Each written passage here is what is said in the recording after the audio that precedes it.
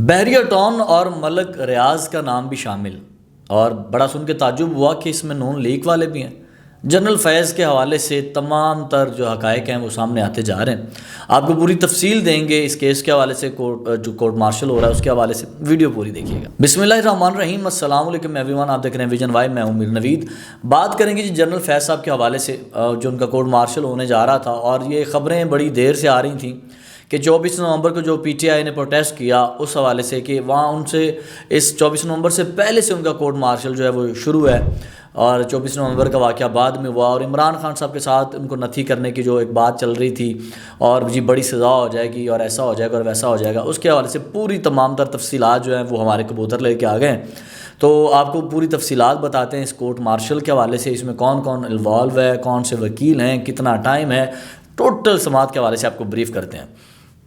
अगर सबसे पहले मैं बात करूं जहां पे कोर्ट मार्शल हो रहा है, ये जो इन्वेस्टिगेशन हो रही है कोर्ट मार्शल के हवाले से, जो मुकाम है वो सीक्रेट है। वो हम मुकाम आपको नहीं बता सकते कि वो कहाँ पे हो रहा है, ठीक है। और जो ये इन्वेस्टिगेशन है ये कहाँ पे चल रही हैं, ये मुकाम थोड़ा सीक्रेट है। इसके अलावा हम आपको चीज़ें आपसे डिस्कस कर रहे हैं कि ये ट्रायल शुरू कब से हुआ।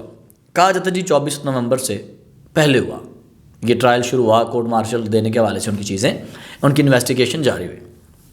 जबकि हमें पता चला हमारे ज़राए के मुताबिक कि ये 24 नवंबर से पहले नहीं हुआ बल्कि मिड ऑफ दिसंबर से शुरू हुआ है। यानी कि 15, 14, 13, 16, 17 मिड ऑफ दिसंबर से जो है ये ट्रायल जो है वो शुरू हुआ है।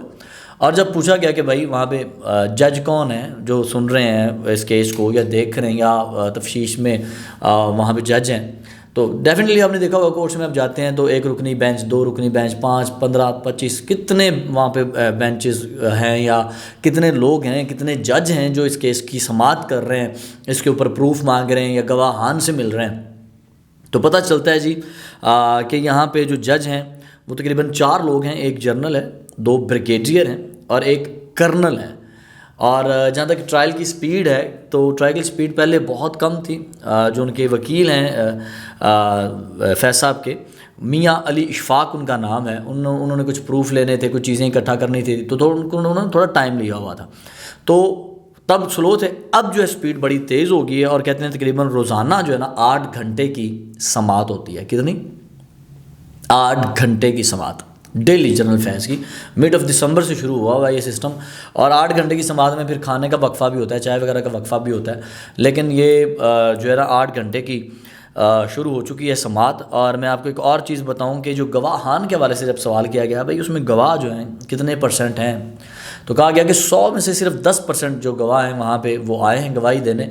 अभी 90% जो गवाह हैं वो बाकी हैं। यहाँ से मुझे अंदाज़ा होता है कि कहने जा रहे थे केस जनवरी में इसका फ़ैसला आ जाएगा, ये हो जाएगा, वो हो जाएगा। तो मुझे लग रहा है ये अभी बड़ा लंबा चलने वाला है कि अभी 90% गवाह भी रहते हैं और फिर मिड ऑफ दिसंबर से शुरू हुआ है और कई चीज़ें बीच में आ गई हैं। तो मेरा ख्याल है कि ये अभी ना बड़ा लंबा चलने वाला केस, अभी कुछ भी इसका फ़ैसला नहीं आएगा। जब मैंने कहा कि इधर से तो मियाँ जो हैं अली इशफाक साहब वकील हैं, तो उधर से कौन वकील है इस्टेब्लिशमेंट की तरफ से, तो पता चल जाती 2 ऐसे वकील हैं जो 25 साल से ज़ायद जिनका तजुर्बा है, 2 ऐसे वकील उनकी तरफ से वकालत कर रहे हैं या इस केस की सुनवाई में हेल्प कर रहे हैं। अच्छा, फिर सवाल होता है जी क्या यहाँ पे कोई रिकॉर्डिंग हो रही है, मतलब कोई रिटन में या कोई कैमरा रिकॉर्डिंग या कोई ऑडियो रिकॉर्डिंग, क्या ये चीज़ें रिकॉर्ड में भी आ रही हैं जो अंदर चल रहा है रूम में? तो इसका जवाब मिला जी बिल्कुल ये रिकॉर्डिंग जो हो रही है हर चीज़, लेकिन ये नहीं पता कि अब ये वीडियो की सूरत में है, ऑडियो की सूरत में है या रिटन की सूरत में है।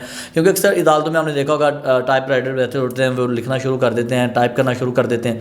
तो यहाँ पे क्या चल रहा है अभी तक ये इसका नहीं पता, लेकिन रिकॉर्डिंग हो रही है, हर चीज़ जो है वो ऑन रिकॉर्ड है।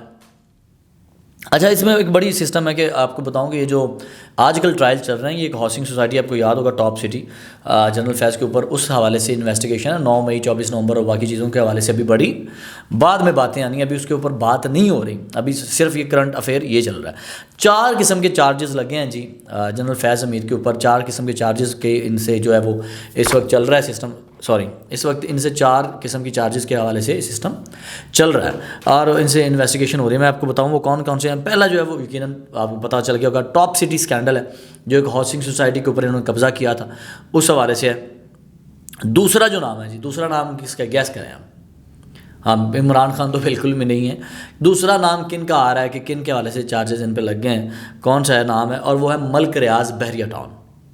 डेफिनेटली मैं भी सुन के हैरान हुआ था, मलिक रियाज बहरिया टाउन का नाम भी आ रहा है कि इनके हवाले से भी वहाँ इन्वेस्टिगेशन हो रही है, ये भी नाम वहाँ पे लिया जा रहा है। तो डेफिनेटली ये लिया जा रहा है, और किसके हवाले से लिया जा रहा है, जो आपको याद होगा बहरिया की वो जो चकवाल का ज़मीन है ना इनकी, जनरल फैज़ हमीद में कि उनकी जो चकवाल में ज़मीन है, उन्होंने अपनी ज़मीन के सामने वहाँ पर एक पार्क बनाया है।